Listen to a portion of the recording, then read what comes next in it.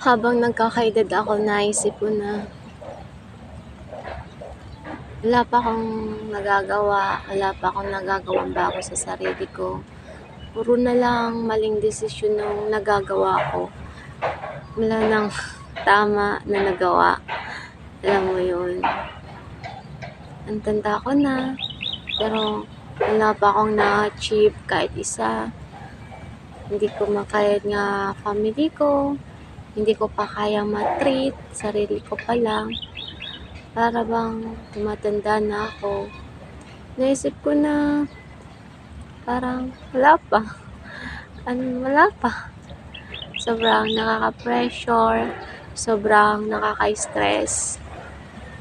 Pero hayaan mo lang. Hayaan mo lang na bumuhos yung blessing, maging handa parate.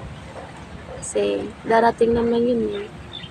Hindi ka naman papabayaan ni God na ganyan ka lang parate.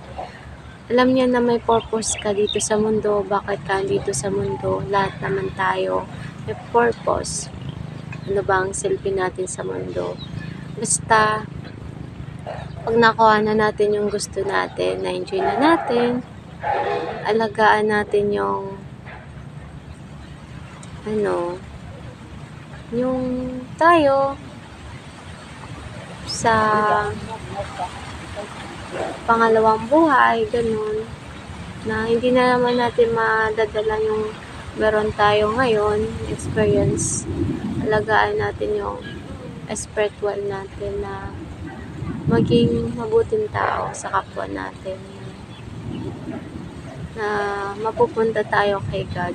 Kasi doon naman yung buhay na walang hanggan. Kasi dito, sa mundo, may katapusan.